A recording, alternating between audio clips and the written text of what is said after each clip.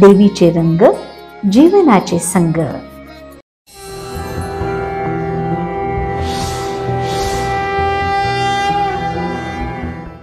ओम देवी सिद्धिदात्रेय नमः।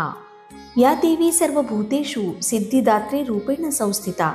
नमस्तस्ये नमस्तस्ये नमस्तस्ये नमो नमः। गुलाबी नुसता शब्द जरी उच्चारला तरी मनात एक वेगळीच जादू दाटून येते। हा रंग म्हणजे कोमलतेचा, जिव्हाळ्याचा आणि प्रेमभावनेचा आरसा। नवरात्रीच्या या दिवशी पूजली जाणारी सिद्धिदात्री देवीचा रंग म्हणजे प्रेम, श्रद्धा आणि समर्पणाचं प्रतीक असलेला। लहानपणापासून गुलाबी रंग आपल्याला भावनांशी जोडलेला दिसतो।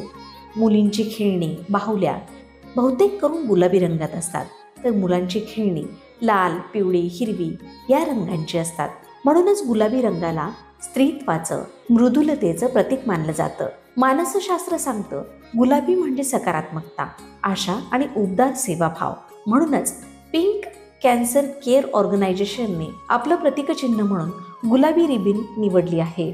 हा रंग आश्वासक आहे, सगळं ठीक होईल असं तो सांगतो। फिकट गुलाबी रंग भोळेपणाचं, साधेपणाचं, तर गडद गुलाबी रंग बोल्डपणाचं आणि स्टाईलचं प्रतीक आहे। अभ्यासाच्या किंवा कामाच्या ठिकाणी गुलाबी रंगाचा वापर केला तर तो सर्जनशीलतेला चालना देतो, एनर्जी वाढवतो आणि क्षणात ताजतवानं करतो। गुलाबी रंग मोहकता, सभ्यता, संवेदनशीलता, प्रणय आणि निरागसतेचा आहे।